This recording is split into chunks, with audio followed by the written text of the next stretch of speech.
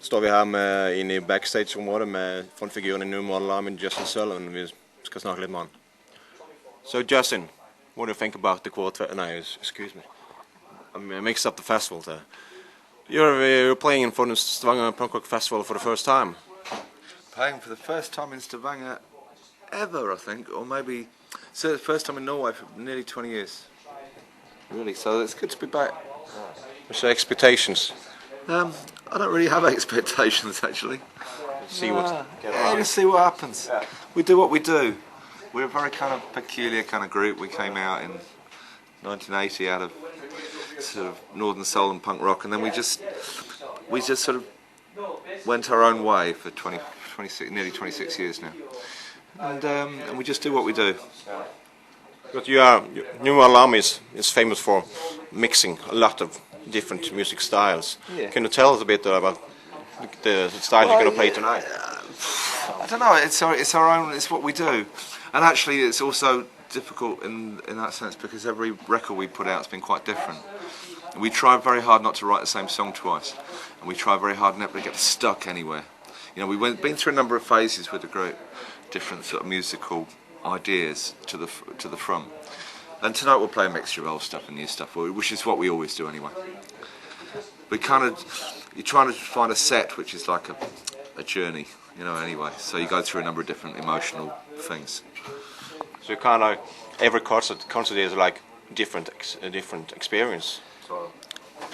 No, because it should be different, but with a set list, we sort of try to find a set list that works and becomes like a journey, and then if it works, we play it again and again and again for like maybe more than 10 shows until we get bored of it, and then we go, we're bored of that, let's try a different one now.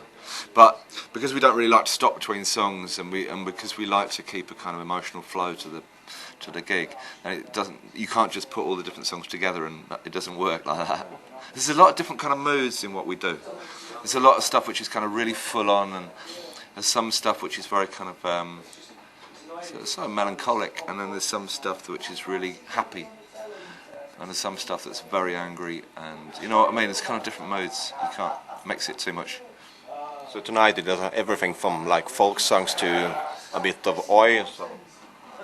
Yeah, oi. I'm not sure about oi. The oi thing. You're famous for like sing-along chantants, you know. You have some sort of a bit sing-alongs in football. So a lot of football supporters have really used you. Oh, I've heard it. Okay.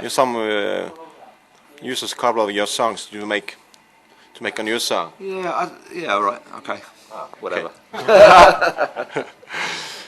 Are you out on a tour now? Yeah, this is the first day of a 7-week tour actually. So like I said, we're back in Scandinavia for the first time in a very long time, and then we're doing a couple of shows in Germany and some in Poland, and then we end up with a week in Britain. So through to the end of May. We released an album last September, and we toured that from September to Christmas, and this is like the tail end of that tour really. You know, we did all the big cities, we went to America, and we did a long tour in Germany in last autumn, and then we're just in the sort of some of the places we don't go so often. So tonight is like a bit from the newest album and old hit singles. Just a mixture of stuff. You see, well, after 26 years, we've released 160 songs or something. So I can't say somebody says, "Oh, you didn't play any from that album." I can't remember what songs on what album now. It's like we just play.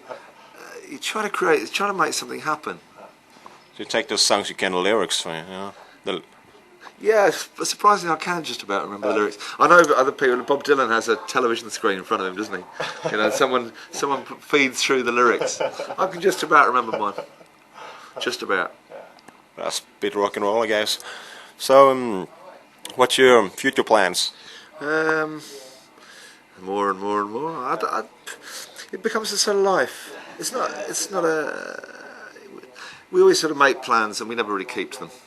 You know, there's always meant to be an album every 2 years, but there never is, because we're very slow. And then recently I've been doing another project which is to do with, we live in a city called Bradford, which is a really interesting city in the north of England, which has always been an immigrant town, so it's a massive mixture of kinds of people. And there's an exhibition of photographs to do with that, and they asked me to write some music to be played in the exhibition. to go. And then I thought it'd be really interesting to interview people about the town and to make a kind of soundscape of the city. So I've just been doing that for the last few weeks. Another New Model Army album should be out. Well, we'll finish it by the end of the year. It'll come out sometime. A New Model Army is sort of like, it's known as sort of anti-royalist, anti-Thatcherist kind of band. Anti-Blair. Left, yeah. Oh, Jesus. You still are that, or just have different opinions? Tony fucking Blair. He's Mrs. Thatcher's natural-born successor, because he's not a Democrat. He's a president, like she was. The only difference is I think that Thatcher actually believed in some things. Blair believes in Blair. Blair's a failed rock star. You know, he was in a band, he wanted to be a pop star. You know, he ended up as a politician because he wants to be loved and he wants to be famous. And that's dangerous things. And Blair with, you know, maybe the Labour Party in Britain since Blair came in has undone some of the damage that Thatcher did. But the Iraq War will be his legacy will be the Iraq War. And nobody in England understands why on earth. It was a little bit like if America is the big playground bully, then England is the kid that wants to be tough, that hangs around with the playground bully. Yeah? It's pathetic. Absolutely pathetic. And Iraq obviously is a complete disaster for everyone. So like it. Especially the Iraqis. Yes. Any from the original startup line? Any new band members lately? Or? From the original startup line, there was no one. By 1985, there was no one left. Okay. So actually, it's been a kind of slow, organic change of people through in the band from almost the very beginning. So actually, it's quite good for us, I think. It means that, you know, new blood comes in the band, new ideas, new enthusiasms or whatever. We've just got a new guitar player called Marshall Gill, who's been with us since last summer. Our previous guitar player sort of left for, well, by mutual agreement. It's sort of to do with family things, really. Punk festival. Is that your league, or are you playing all the festivals? It's a kind of strange thing to play. I'm not sure what the word punk means. I mean, I remember when I was a kid and I used to go to the punk concerts. It was just about freedom, really. It was about the freedom to do what you want. And also, it was, in terms of music, it was the passion with which you did it was more important than the technical skill with which you did it. Now, some people think that then, because people couldn't play, they played very, very simple, basic stuff in a style, and it was because we couldn't play. But then this has become a kind of a professional sort of. It's become a style which I don't quite understand, and we've never kind of stuck with that. Obviously, in terms of technical skill, we've become, like, as you do it for 25 years, you become. Yeah. But I don't see any crime in that. You know, we've become good. But I still believe in the idea that the passion with which you play is the most important thing. I think that was the point of punk. If I remember, you know, I remember that time. But it wasn't a musical style. You didn't have to have a fuzzy guitar. You could do punk with an acoustic guitar, or you could do punk with just a vocal mic. Do really fast poetry or something. You know what I mean? Yeah. Punk was about a freedom of ideas. You know, it wasn't a musical style really. Ah, good.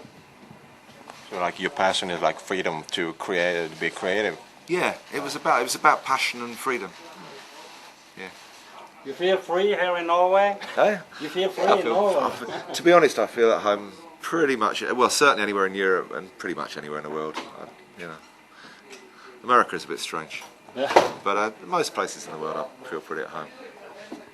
I don't really care about countries. Is it when you play a concert? Is it okay for us to film? Talk to my manager. Okay. He's here somewhere, Tommy. Okay. He probably has some kind of. Yeah, we can film maybe. Or something like that. Yeah. In the startup. Yeah. Har du noen flere gullkorn? Jeg har ikke så mye gullkorn å lage, jeg er ganske tom, men kan vi spørre om man kan ta en liten outro. Will you do us a favor, you know? Yeah. We call Crap TV. Crap TV. Yeah, can you do like, I'm Justin Sullivan, I'm Justin Sullivan from New Model Army, and here we are in a lovely corridor in Stavanger, and you're watching Crap TV. Thank you. All right.